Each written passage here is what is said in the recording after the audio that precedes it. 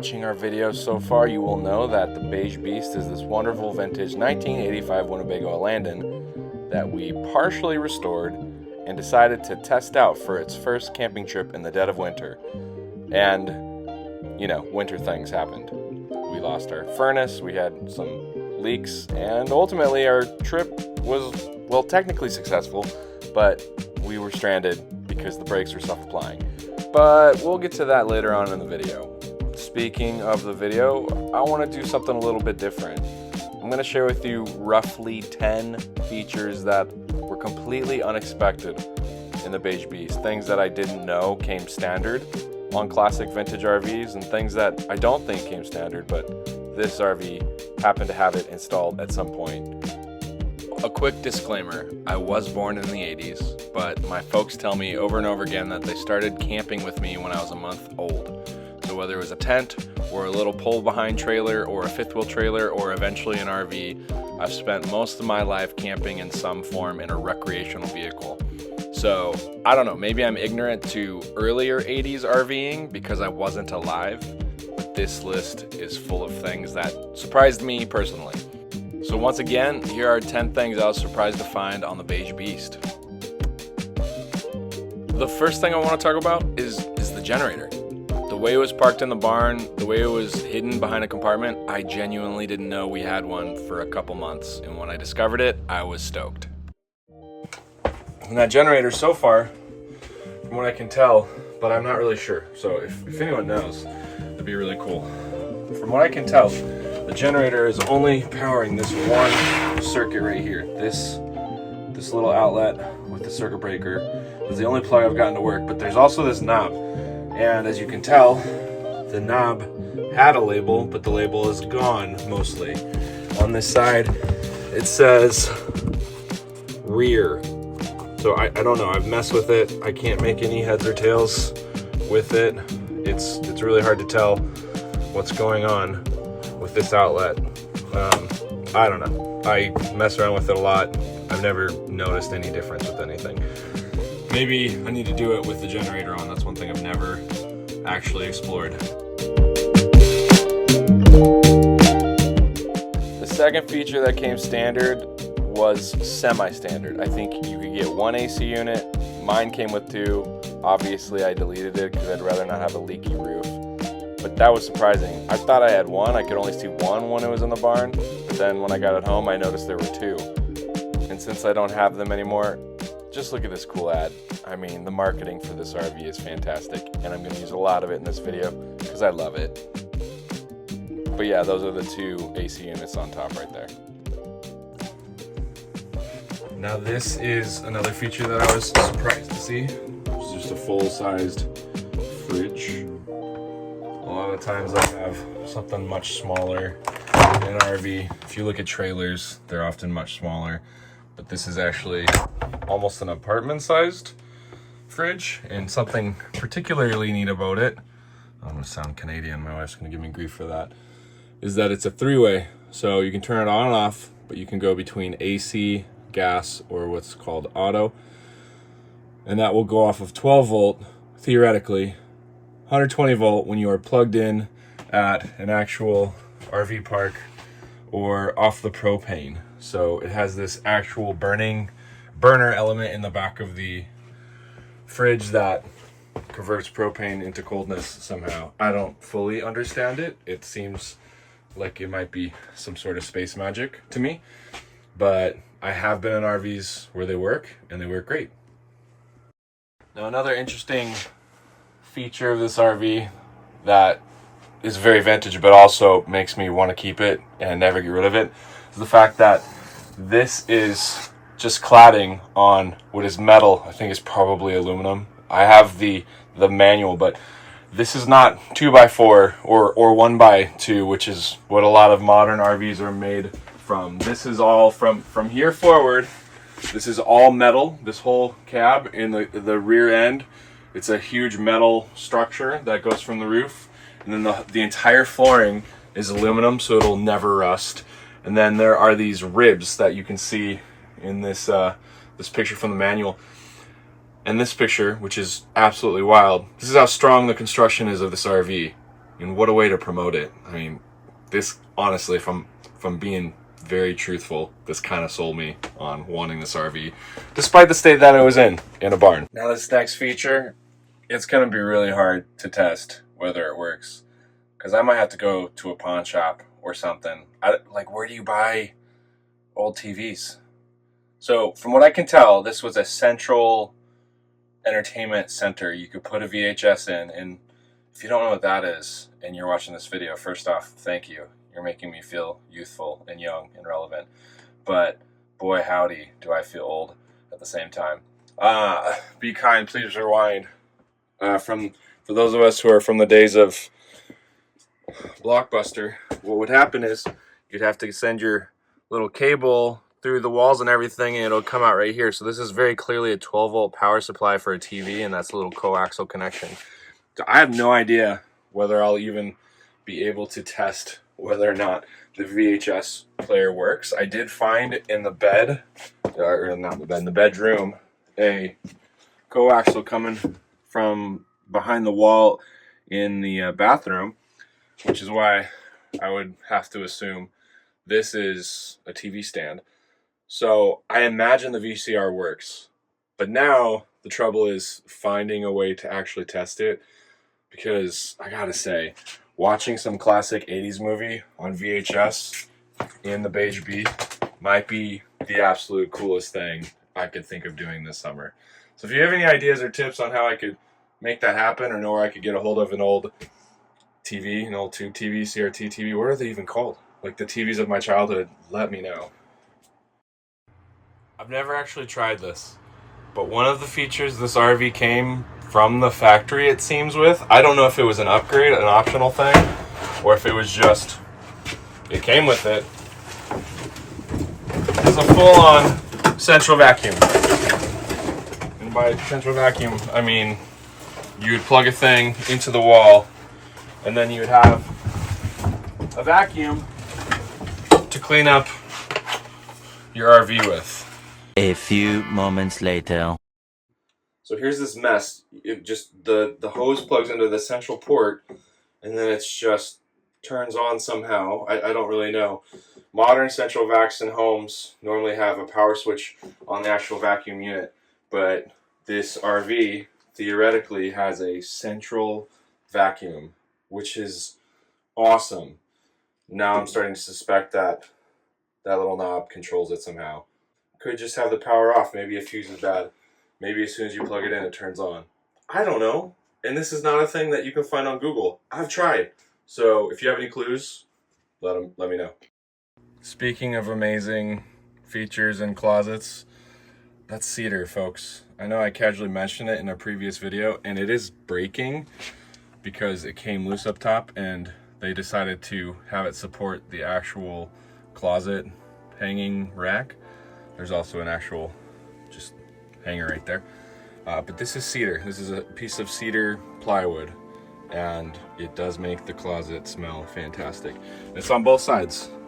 So if you can see, I have some dirty clothes still in the RV. Yeah, I haven't cleaned it all out yet, folks, from our adventures, so sorry. It also has an auto light switch. If you turn this on, there's a little switch right there. It turns off. I don't know if you can tell. And you start to open it, and it turns on. It's pretty cool. I'm not sure how well it actually works, so I just leave it off. But an automatic closet light inside a cedar closet, I don't know, that's pretty cool to me. Next feature required me to get some keys, and while we were in Leavenworth I had to get a Sasquatch key. I mean, how can I do it? I'll try to show you from here. I might have to move some stuff around. Give me a second.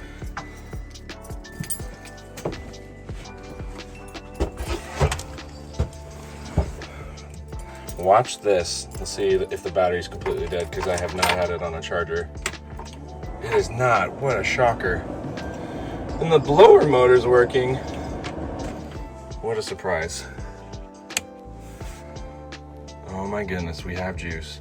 Alright, I'm going to take you outside, and you'll probably be able to figure out what this is. This is one of the most useful features.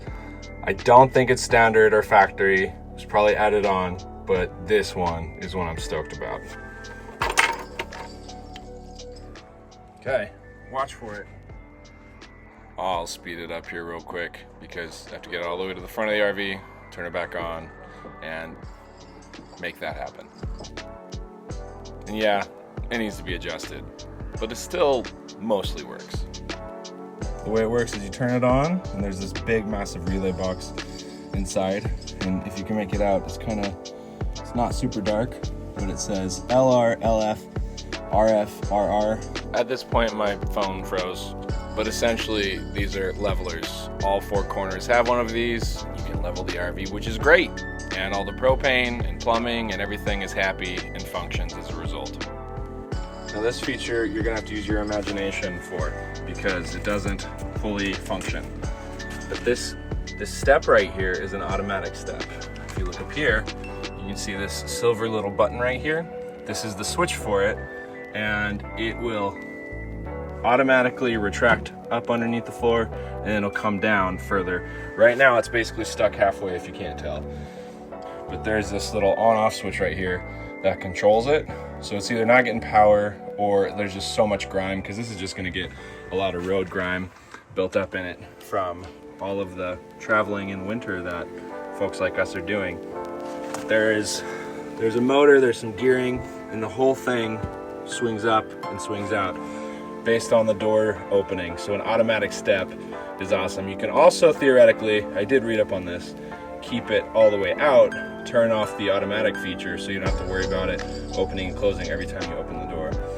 But this might have been a standard feature. This is a new one for me. I've never seen something from the 80s with an automatic step.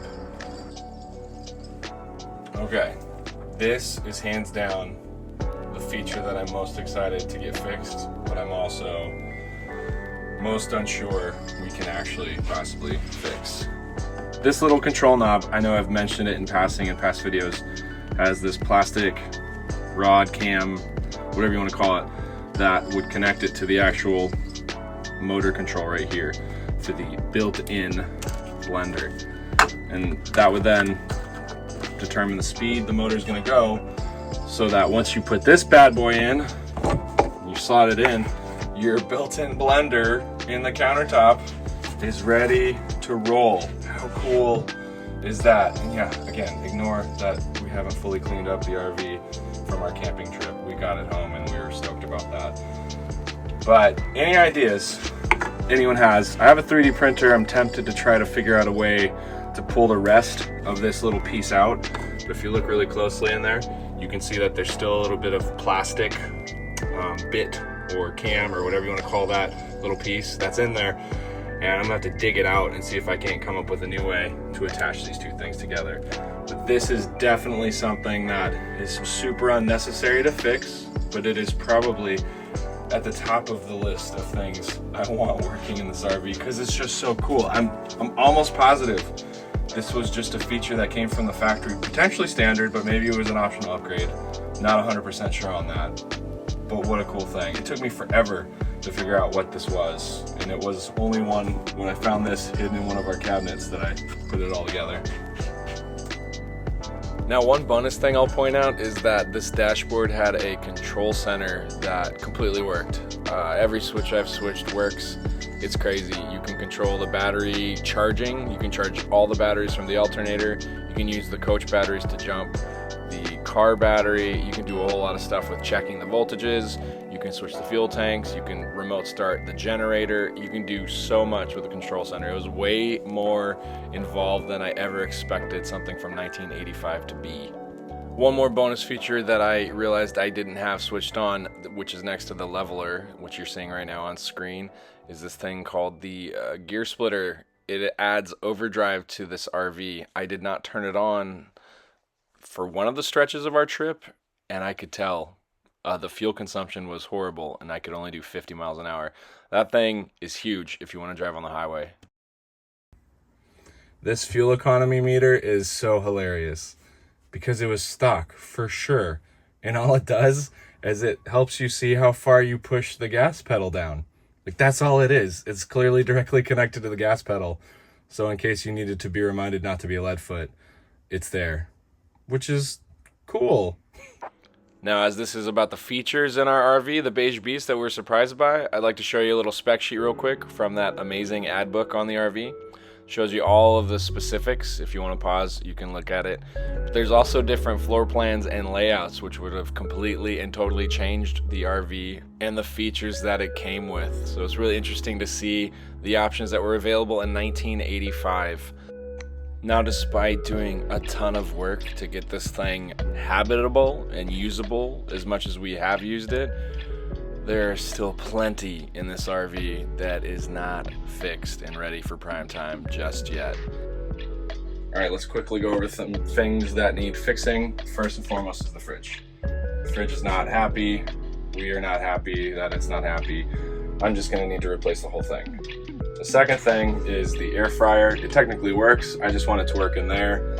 I have not created the bezel. I need to take out this top part. It is currently on its side, if that's confusing looking at it. And I just have it kind of bungeed in there with the old microwave trim. But there's actually a plug back there, so we can use it up here. We can spin it upright. We just have to get rid of some stuff to make it fit. This thing buzzes like crazy. There's some sort of alarm. If anyone knows what that's about, I turn it off and it still buzzes like crazy. When you turn on the panel, or the power panel, it'll display a time right here, and it's supposed to show you holding tank levels, and this thing only works sometimes. The alarm goes off so much that I currently have the fuse pulled out because I don't want to hear this really obnoxious buzzing sound every time I come into this RV. Other things that need to be fixed, and I think they're all connected, are these two furnaces are not getting 12 volt power, and that's because, I can't show you with the camera unfortunately, underneath the fridge and underneath the shower, there is a whole bunch of chewed up wire. Final and biggest issue that we have, I don't know if I can actually get to without pulling these covers completely off. I'm gonna try. Let's see if we can see it. I don't think so. Hold on. 5 minutes later. Okay, I tried really hard, but you can kind of see a rubber line. I'm about to point at it. That's one of the brake lines. That thing I'm almost touching right there. It is potentially collapsing, creating a one-way valve, so pressure can only be applied on the brakes and never relieved. And it's also potentially creating another issue. There are 3 sections of rubber lines on this 35-foot long RV. And since I live in such a wet climate, it's very possible water is getting into the brake system, and my brakes are steam powered. So it's a little bit sunny today, but as soon as it actually is lower humidity, lower dew point, lower moisture, less likely to rain, I'm gonna open up all those brake lines. I'm gonna have to, probably getting some help from my children, have someone pumping the brake pedal so that it can push the brake fluid from the master cylinder about 20-25 feet all the way to the back wheels and start purging the brake lines from there. There's a third little rubber hose in the back that helps the axle move freely without breaking a metal brake line. Everything else has metal brake lines, so I'm hopeful, I've taken a look, I'm hopeful that all the other brake lines are fine. I just have to get any moisture out. So to do that, I'm gonna have to open a bleeder valve on all the calipers and use someone's leg. We'll probably have to rotate through a couple members of the family, because I'm gonna have to be underneath watching it, cracking that valve open, pushing old brake fluid and water out, hoping that that is the fix. It's technically a simple fix, it is just super labor intensive, and we'll have to get to that, along with a couple other mechanical systems that I've fixed and upgraded in another video, because I guess that's what I'm doing with this RV. I hope you're enjoying it. I am. Thanks so much for watching. Catch you on the next one.